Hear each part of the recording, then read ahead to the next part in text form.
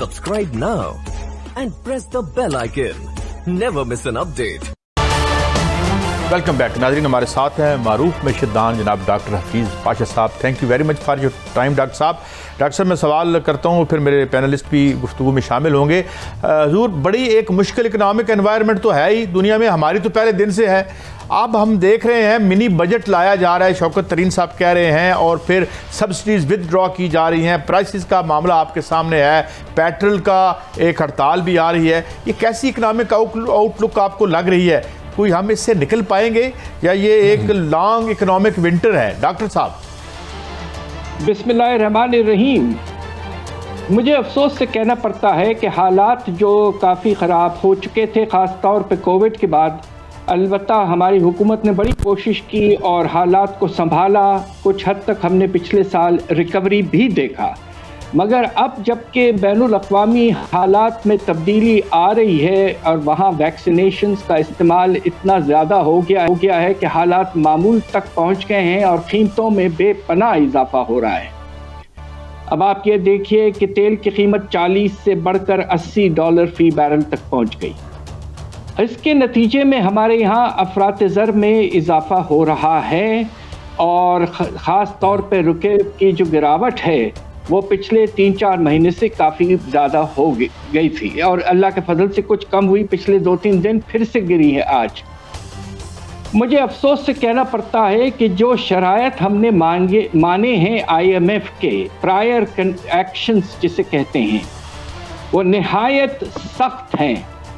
میں نے تو زندگی میں کوئی 20-22 IMF پروگرام کو اسٹڈی کیا ہے آغاز سے، اور 2-3 پروگرامز کو میں نے نیگوشیٹ بھی کیا حکومت کے لیے.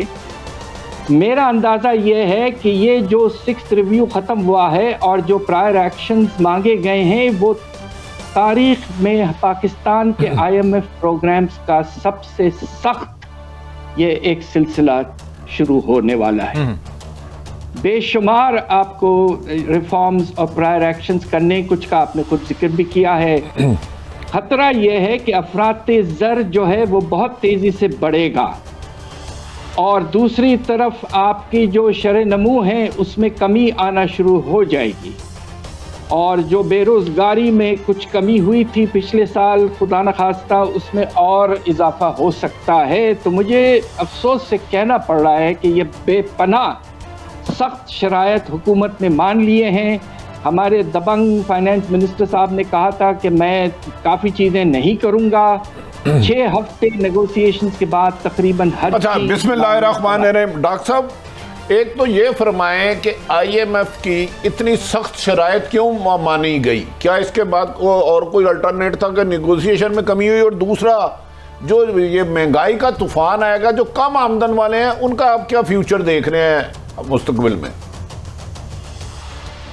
پاکستان نے دراصل مارچ کے مہینے میں جو لیٹر آف انٹینٹ ایشو کیا تھا IMF کو، اس میں تقریباً ہر چیز مان لی گئی تھی کہ تیل کی قیمتوں میں اضافہ، 30 روپے پیٹرولیم لیوی لگایا جائے گا، بجلی کی نرخ جو ہے 4 روپے 95 پیسے بڑھایا جائے گا، آپ کے سیلز ٹیکس، انکم ٹیکس کے جو مراد ہیں وہ سب واپس لے لیے جائیں گے، وغیرہ وغیرہ وغیرہ. نئے فائنانس منسٹر جب آئے تو انہوں نے کہا کہ میں ان میں سے بہت سے چیزیں نہیں کروں گا.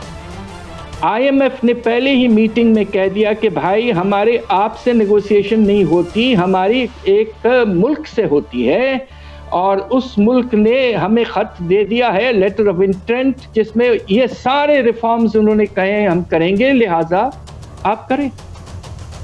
تو پاکستان مارچ کے بعد سے پھنس چکا تھا، جون تک کچھ نہیں کیا، اور اب اگلے 3-4 ہفتوں میں بہت کچھ کرنا پڑے گا. آپ کو اسٹیٹ بینک کی خود مختاری کا بل لانا پڑے گا جس کے خلاف ہم سخت ہیں. دوسری طرف آپ کو ایک منی بل یعنی منی بجٹ لانا پڑے گا، اور ساتھ ساتھ میں یہ بھی کہہ دوں کہ افراط زر کی رفتار 2 گنا ہو سکتی ہے. اگر اس وقت 9% ہے تو اگلے کچھ ہفتے مہینوں میں یہ سارے اقدامات لینے کے بعد یہ 2 گنا ہو سکتی ہے، اور اس کے نتیجے میں جو غریب طبقہ ہے، کھانے پینے کی اشیاء کی قیمتوں میں 20 سے 25% اضافہ ہونے کا خطرہ موجود ہے. مجھے بڑے افسوس سے کہنا پڑا. ڈاکٹر صاحب آپ سے یہ سوال تو تھوڑا سا سیاسی بنتا ہے. آپ پاکستان کی جو بائنگ کیپیسٹی ہے, جو غریب آدمی ہے, جب بجلی گیس اور اپنا حکومت خود مہنگی کرے گی تو اس کے کیا آپ امپیکٹ دیکھتے ہیں سیاسی نفسیاتی؟ آپ نہیں سمجھتے کہ پاکستان کی بہت بڑی آبادی ایک ڈپریشن اور ایک مایوسی کا شکار؟ بالکل ہوگی. اور میں یہ بھی کہنے, آپ اجازت دیں تو کہوں گا کہ بوجھ جو ہے وہ عام طبقے اور غریب طبقے پہ ڈالا جا رہا ہے. یہ سراسر غلط بات ہے. سیلز ٹیکس میں جو مراد دیے گئے تھے وہ اس لیے دیے گئے تھے کہ وہ ضروری آئٹم ہیں. اب ان سب پہ آپ واپس لے کے 17% لگائیں گے. اس وقت ہماری کمپنیوں نے پروفٹ بے شمار بنائے ہیں, اور جو ہمارا سب سے امیر طبقہ ہے ان کے حالات یہ دیکھیے کہ گاڑیوں کی سیل 2 گنا ہو گئی, مگر انکم ٹیکس کو آپ نے چھوا نہیں. یہ کس طرح کا نظام ہے آپ جو لا رہے ہیں tax system? Doctor sorry to cut you off, میں پھر دوبارہ سمجھنا چاہ رہا ہوں, یہ جو ڈبل افراط زر آپ نے بولا ہے اس سے کیا مراد ہے؟ مطلب اس وقت کہا جا رہا ہے کہ جو 100 روپے کی چیز ہے وہ 9 روپے میں چلی جا رہی ہے, 9% افراط زر ہے. جو آپ بات کر رہے ہیں اس کا عام آدمی کو کیا سمجھنا چاہیے؟ تو کس طرح مہنگائی اوپر جائے گی؟ ذرا تھوڑا سا یہ 18% کے اوپر. 18% ڈبل, اور کھانے پینے کے اشیاء اس سے بھی کچھ زیادہ. اچھا بتا ڈاکٹر صاحب, پھر اس سے جیسے آپ کہہ رہے ہیں روزمرہ کی اشیاء کی قیمتیں ڈبل ہو جائے گی تو غریب آدمی تو جی ہی نہیں پائے گا جس کی 25-30 ہزار انکم ہے. ڈو یو تھنک آنے والے مہنگائی کے طوفان کے سامنے وہ کھڑا ہو سکے؟ میرے ناچیز رائے اور مجھے بے پناہ افسوس سے کہنا پڑتا ہے کہ جو شرائط مانے گئے ہیں وہ سراسر غلط ہیں, اور سمجھ میں نہیں آتا کہ ہمارے ایک دبنگ فائنانس منسٹر نے جو کہا تھا کہ میں یہ سب چیزیں نہیں کروں گا, وہ 6 ہفتے بات چیت چلی, اس کے بعد میں تقریباً پاکستان ہر چیز مان کے آ گیا ہے.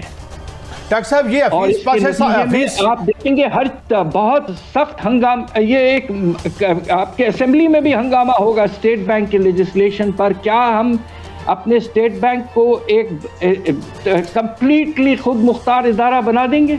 یہ کیسے ہو سکتا ہے؟ یہ پاکستان کا ادارہ ہے.